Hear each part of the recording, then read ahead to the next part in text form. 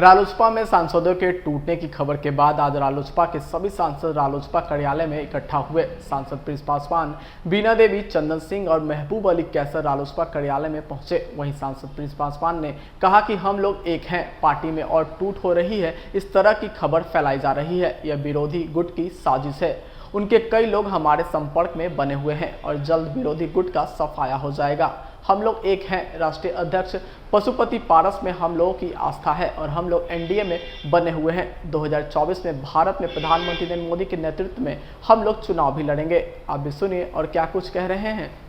जो कल से एक न्यूज़ चैनल्स पे चल रहा है, न्यूज़ पोर्टल्स पे चल रहा है, उसको खारिज करना बहुत ही ज़रूरी आवश्यक है। इसकी वजह से आज हम लोगों ने यहाँ पे प्रेस कॉन्फ्रेंस रखा है।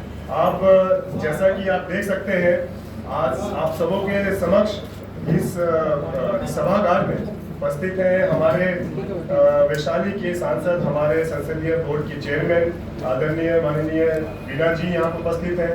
हम लोगों के नवादा से सांसद हमारे बड़े भाई यहाँ चंदन जी यहाँ पर उपस्थित हैं। हम यहाँ पर हैं, हमारे एमएलसी साहब भूषण जी यहाँ पर उपस्थित हैं। यहाँ पे हमारे सुनील सिन्हा जी उपस्थित हैं, हमारे महिला प्रकोष्ठ की अध्यक्ष यहाँ उपस्थित हैं, हमारे उपाध्यक्ष संजीव जी हैं यहाँ पर, युवा के अध्यक्ष उपस्थित, सभी तमाम। और अभी आपने 5 मिनट पहले केसर साहब आए थे जो कि खगड़िया से सांसद हैं, उनसे भी आपने रूबरू हुए। उनकी तबीयत बिल्कुल ठीक नहीं है, लेकिन इन सब अफवाहों पे पूर्ण विराम लगाने के लिए वो आए और आके इन्होंने आप लोगों को अपना वक्तव्य दिया कि भाई क्या बात है, नहीं है। उनका कल रात में ही कोरोना का जांच हुआ है और उन्होंने कहा कि सर हमें छोड़ दीजिए क्योंकि हमें बहुत ही ज़्यादा बीमार है वो, तो उनको हमने छोड़ दिया। लेकिन वो यहाँ कार्यालय आए और कार्यालय आके आप लोगों को संबोधन किया। उन्होंने बताया कि वो सब साथ में है। देखिए, ये इस तरह की अफवाह जो उठी है कल और जिस तरीके से न्यूज़ में चला, ये कहाँ से ये आया नहीं आया ये भगवान जाने। कुछ ऐसा नहीं है। ऐसा हमें स्पष्टीकरण यहाँ देने की हमें कोई ज़रूरत नहीं है। जब हमें इस बात का संज्ञान हुआ कि भाई इस तरीके की चीज़ें न्यूज़ पोर्टल पे चलवाई जा रही हैं किसी के माध्यम से, जब इस बात की जानकारी हुई तो हमने कहा भाई हमें अपने सांसदों को फ़ोन करने की ज़रूरत नहीं है, हमें उन पर पूरा विश्वास है। वो जिस विश्वास के साथ हमारे साथ है, उसी विश्वास के साथ हम उनके साथ हैं, तो इसकी कोई आवश्यकता नहीं है। खैर, बाकी चीज़ें तो आपको माननीय सांसद आप लोग पूछेंगे तो वो अपना वजन आप लोगों के सामने रखेंगे। लेकिन जिस तरीके से ये तिरंगा के नाम पर जो न्यूज़ वाले घर पे आके न्यूज़ लेते हैं और उसके बाद ये न्यूज़ एक प्रोपेगेंडा तैयार करना और किस तरीके से ये बोलना कि इसी न्यूज़ को चलाओ। सूत्र के हवाले से हमें खबर मिली कि ये जिनके द्वारा ये रचा गया, ये स्क्रिप्ट रचा गया, बहुत ही शर्मनाक है। आप लोग कहाँ हैं, नहीं है, आप लोगों का पता नहीं है। भाई हम लोग जहाँ हैं, जहाँ थे, जहाँ हैं वहाँ रहेंगे और मजबूती के साथ रहेंगे, इसमें कोई दोहराए नहीं है। हमें हमारे सभी सांसदगण, हम सबों की बैठक हुई, हम लोगों ने बात किया और हम सबका एक मत हुआ कि भाई हमारे आस्था हमारे आदरणीय राष्ट्रीय अध्यक्ष, हमारे केंद्रीय मंत्री आदरणीय श्री पशुपति कुमार पारस जी में है। उनकी आस्था हमारे देश के यशस्वी प्रधानमंत्री आदरणीय श्री नरेंद्र मोदी जी में है और हम सभी उन्हीं के साथ हैं। उनके हाथ को मजबूत करेंगे और उनके साथ कदम से कदम बढ़ा के चलेंगे, इसमें कोई दो राय नहीं है। बाकी लोग वो क्या कर रहे हैं, वो किसके साथ हैं, किसके साथ नहीं है, ये उनकी समस्या है। वो अपनी समस्या किसी और पे ना थोपें, ये हम कहना चाहेंगे। उनके लोग, एक और बात हम आपको बता दें, ये जो प्रकलन हुआ, ये जो घटना घटी, इसके पीछे क्या वजह है? इसके पीछे वजह ये थी कि वो जो दूसरा गुट है, उनके कई प्रदेश के पदाधिकारी हमारे सीधे संपर्क में। इस बात की जब जानकारी उन्हें हुई, आनन फानन में उन्होंने इस तरीके का षड्यंत्र रचा और इस तरीके का भ्रम फैलाया। हम ये जानना चाहेंगे कि भाई आप पहले जवाब दीजिए।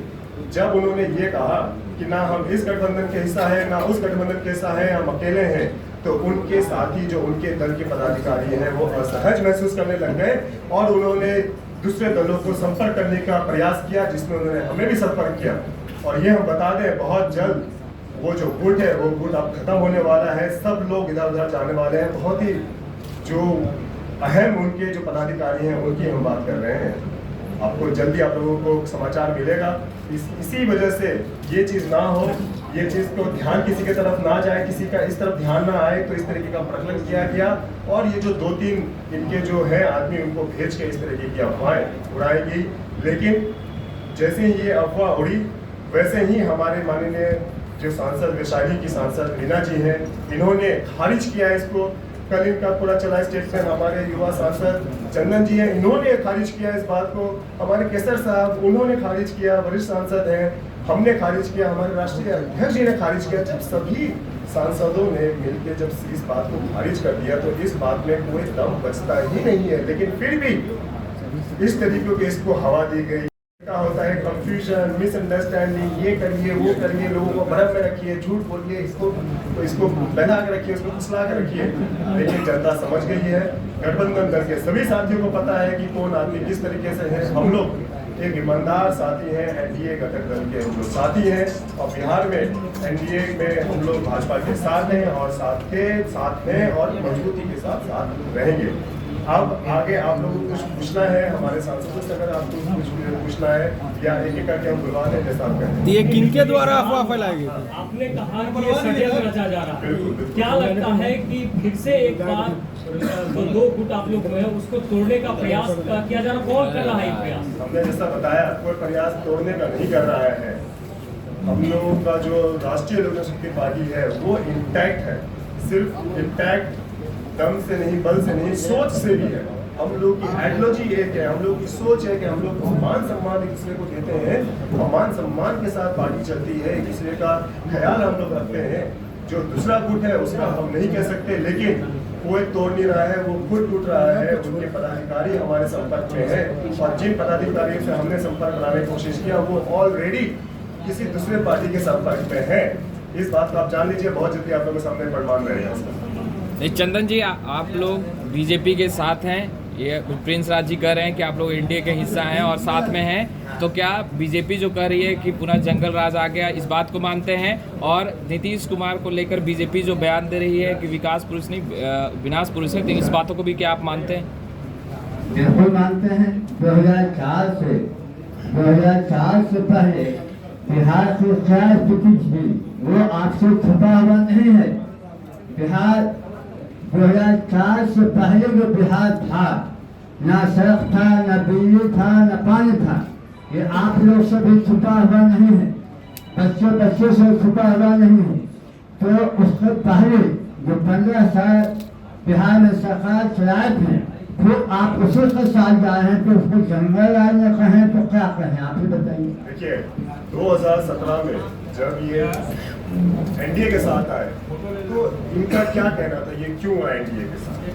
जब ये एनडीए के साथ आए तो लोग में उम्मीद जगी कि भाई केंद्र और राज्य सरकार एक तो एक विकास की रफ्तार आगे बढ़ेगी, इनकी रफ्तार आएगी, और बस रफ्तार आ रही थी, विकास की तेजी आ रही थी। लेकिन ये वापस वहाँ जाने का इनका जो निर्णय हुआ, वो क्या जनता की हित में निर्णय लिया गया, क्या वो बिहार की हित में निर्णय लिया गया? बिहार कई दशकों से एक वंचित रहा है, केंद्र में और राज्य में सरकार अलग अलग होने की वजह से विकास का कार्य नहीं हुआ।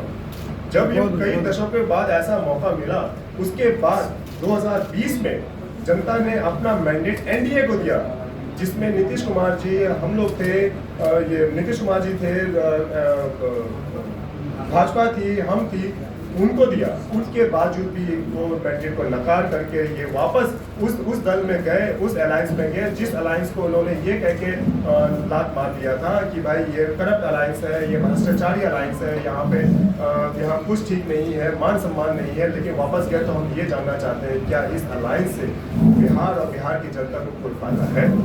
अगर आपने अभी तक हमारे चैनल को सब्सक्राइब नहीं किया है तो हमारे चैनल को जल्द से जल्द सब्सक्राइब करें, लाइक करें, शेयर करें और कमेंट करें। क्या आप पत्रकारिता के क्षेत्र में अपना कैरियर बनाना चाहते हैं? तो आज ही Royal Ashoka Institute of Mass Communication and Journalism में अपनी जगह सुनिश्चित करें। आर्यभट्ट ज्ञान विश्वविद्यालय पटना से मान्यता प्राप्त 100% प्लेसमेंट के साथ royal Ashoka Institute of Mass Communication and journalism नामांकन जारी है। हमारा पता है DS/16 गायत्री मंदिर के समीप, कंकड़ बाग, पटना 8,20,000। आप हमें संपर्क भी कर सकते हैं। हमारा मोबाइल नंबर है 9955 456126।